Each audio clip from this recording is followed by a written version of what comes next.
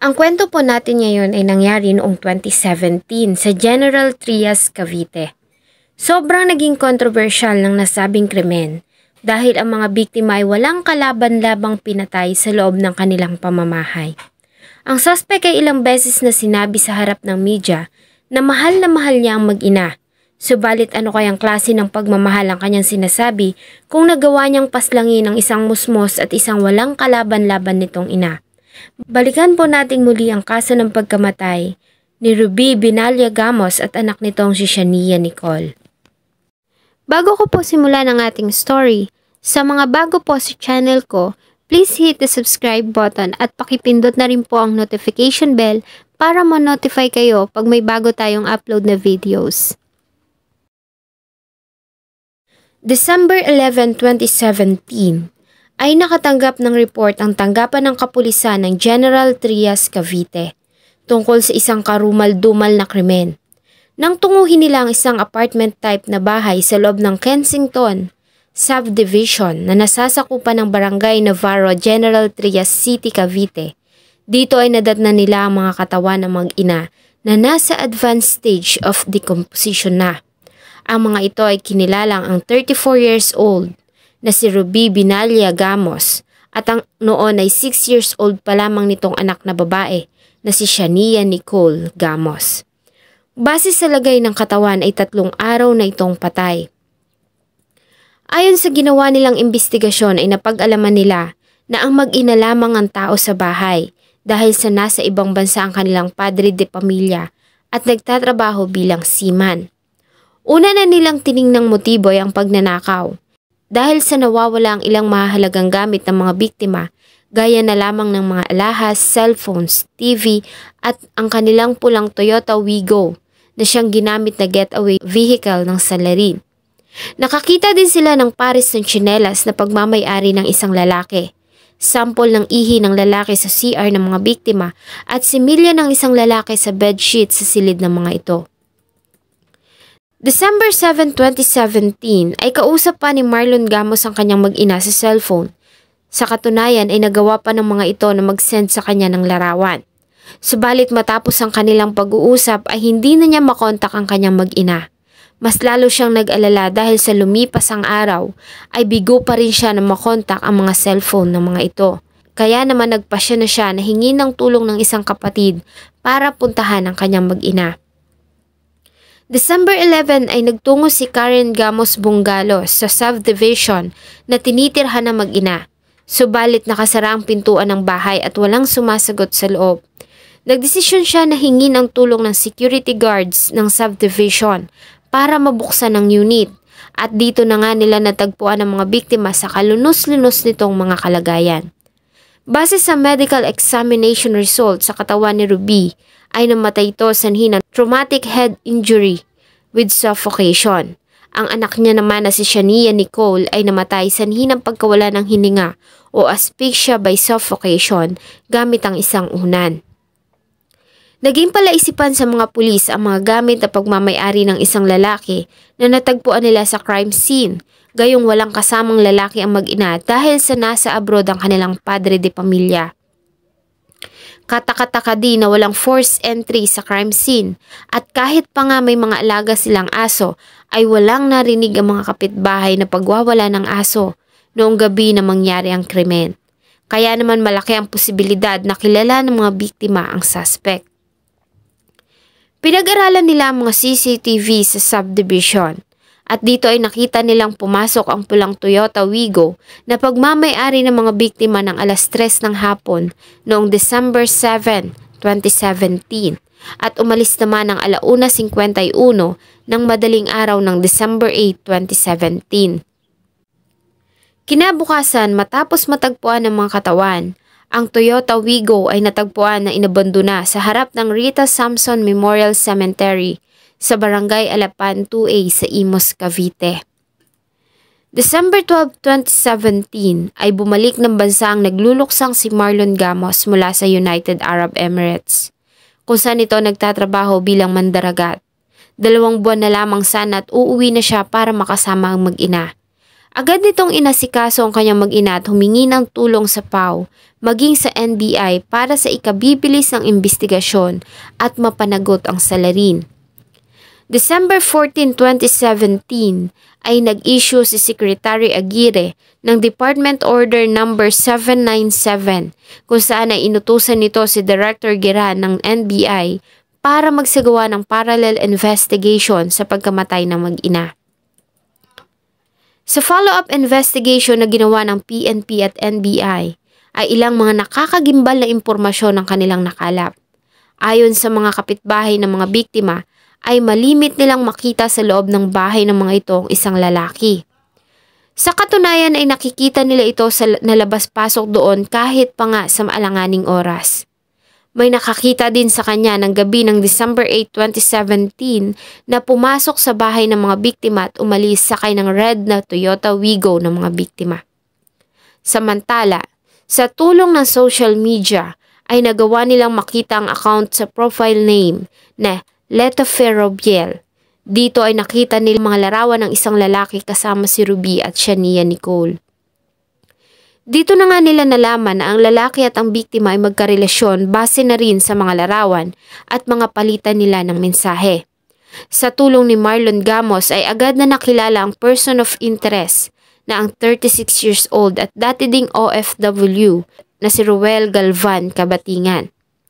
Kilala niya ito dahil sa kababata nila ito ni Ruby at dating karelasyon ng kanyang asawa. Pumasok siya.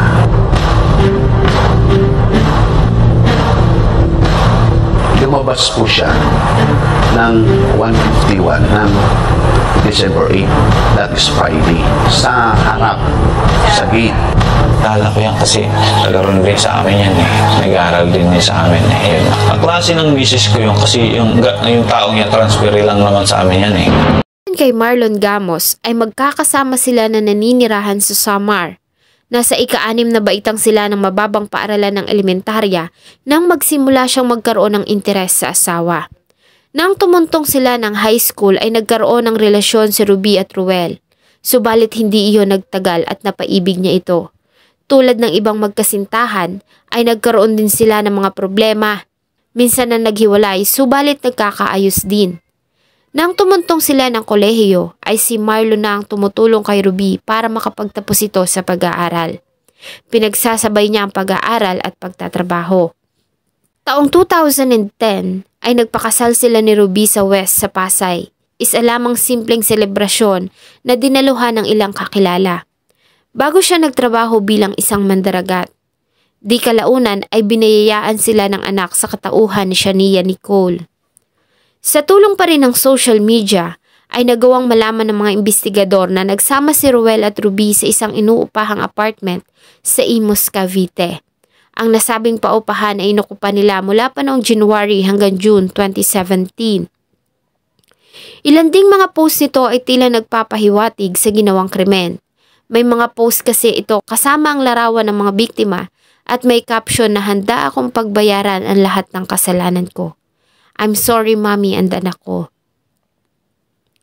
Sa mga nakalap na impormasyon at ebidensya ay itinuring na nilang suspect sa pagpatay sa mag-ina si Ruel Kabatingan. Agad na binuo ang Special Investigation Task Group at CIDG para sa malawakang manhunt operation para mahanap si Ruel Kabatingan. Una na silang nakakuha ng lead na nakita ito sa Samar. Ngunit bago tumulak ang grupo patungong Samar, ay nagpasya sila na official na ito na sampahan ng kaso ng 2 bilang na pagpatay sa Prosecutor's Office ng Cavite. Isang araw bago ang pagsasampa ng kaso, ay nakatanggap sila ng tawag mula sa Samar noong December 28, 2017. Ang tawag ay nagmula ayon sa kanila ay kusang loob na sumuko sa kanilang tanggapan ang suspect na si Ruel Galvan Kabatingan. Nagtungo ito sa kanilang opisina kasama ang kanyang kapatid na lalaki ng bandang alas 7:30 ng umaga. Dahil dito ay agad na tumulak ang PNP ng Cavite patungong Samar para sunduin si Ruel Kabatingan at ibalik ito ng Cavite para harapin ito ang kanyang ginawang kasalanan. Sa kanyang pagsuko ay inamin nito ang kanyang ginawang pagpatay sa mag-ina. December 29, 2017, ay opisyal nang sinampahan ng kasong 2 bilang na pagpatay si Ruel Galvan Kabatingan. Ang kaso ay pinail ng asawa ni Ruby na si Marlon Gamos at ina nito sa Imus Prosecutor's Office. Ito ay tinilaga bilang kaso na may numerong LV-03-Investigation-12L-4481. Ang Prosecutor's Office ay nakakita ng sapat na basihan at ang kaso ay tinalaga sa Regional Trial Court Branch 23 sa 13 Martires City. Si Ruel Kabatingan ay tinurn over ng Samar PNP sa Cavite Provincial Police Headquarters at ito ay prinisinta sa media ng Police Regional Office Director na si Chief Superintendent Maria Aplasca. Subalit hindi agad na inilabas ang pahayag na suspect sa kadahilan ng wala itong abogado.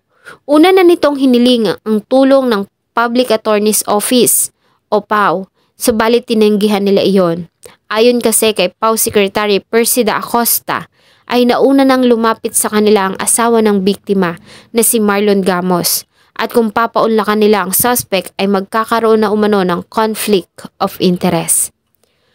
Ang gusto niya, pawang humawak sa kanya. Nasabi ko, hindi po pwede. Dahil conflict of interest na lang sa ating tatay ng biktima at asawa ng biktima. Dahil dito ay una nang nabahala ang mga kapulisan dahil sa ang kawalan ng abogado ng suspect ay maaaring maging dahilan para pansamantala itong makalaya. Kahit pa nga ito ay kusang sumuko at walang hot pursuit operation na nangyari. Ang nasabing problema ay agad din namang nasolusyonan sa tulong ng isang abogado mula sa Integrated Bar of the Philippines o IBP. Sa tulong nito ay agad na kinuhaan ng suspect ng kanyang extrajudicial confession. Ayon kay Ruel Kabatingan ay matagal na silang magkarelasyon ng biktima. Kahit pa nga alam niya na may asawa ito at nasa ibang bansa nagtatrabaho. Si Ruel ay may sarili ding pamilya at mga anak. Ang pamilya iniwan niya para makasama si Ruby. Nangungupahan sila ng apartment sa Imus, Cavite at malimit din silang pumunta sa bahay nila Ruby sa General Trias. Ayon kay Ruel, noong gabi ng December 8, 2017 ay magkasama silang tatlo sa bahay kung saan nangyari ang krimen. Okay pa sila, sa katunayan ay minamasahe niya pa ang biktima. Sinabi din niya na nakatulog si Ruby habang nakadapa ng sakalin niya ito hanggang sa tumigil ito sa paggalaw. Nagising naman ang natutulog na si Shania Nicole at nakita ang kanyang ginawa.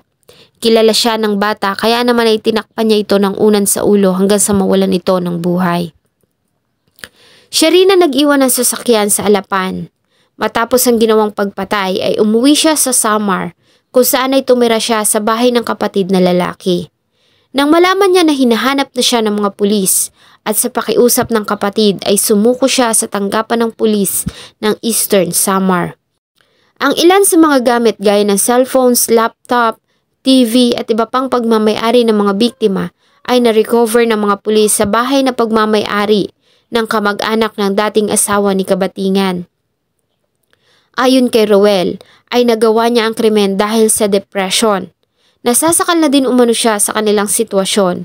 Hindi niya kasi magawang maglantad at lagi lamang ikinukulong ni Ruby sa loob ng bahay para maiwasan na makita ng ibang tao. Marami silang success. Paano na yan. But number one doon is yung depression, mental torture, and siguro yung hindi ako pwede lumabas. Dahil na-isolate na niya kasi nga machismis na may gano'n. So, sinabi niya doon lang ako. Ayon naman sa mga pulis ay matinding selos umano ang motibo ng suspect sa ginawa. Napag-alaman kasi nila na plano na palang umuwi ni Marlon Gamos ng bansa at nais nito na pakasalang muli sa simbahan ng kanyang asawa sa kanyang pag-uwi. Marahil ay ito ang nag-udyok sa suspect para gawin ang karumal-dumal na pamamaslang. Sa pagsuko ng suspect at sa mga nakalap na impormasyon at ebidensya ng mga kapulisan, ay kinonsider ng close at solve ang kaso ng pagkamatay ni Ruby at Shania Nicole Gamos. Ayon naman sa naulila ng dalawa na si Marlon Gamos, ay pinapatawad niya na ang mga kasalanan ng kanyang asawa. Wala siyang ibang nais kundi ang mabigyan ng hustisya ang pagkamatay ng mga ito. Nanawagan din ito sa publiko na huwag husgahan ang kanyang asawa. Aminado siya na nagkasala sa kanyang asawa, subalit tao lamang umano ito at nagkakamali. Alam niya umano na mahal siya nito at mahal na mahal niya din ang kanyang mag-ina. Humingi naman ng tawad si Ruel Cabatingan sa pamilya na naulila ng mga biktima. Ayon sa kanya, ay handa siyang pagbayaran ng kanyang ginawa at mahal na mahal niya ang mag-ina. Subalit sino naman ang maniniwala sa mga katagang kanyang binitawan? Ano kaya ang kanyang ibig sabihin sa salitang pagmamahal? Ito ba ay ang pagpatay niya sa inosenteng bata na si Shania Nicole na napakalayo pa sana ng mararating? O sa pagsakal niya sa ina nito na walang kalaban-laban?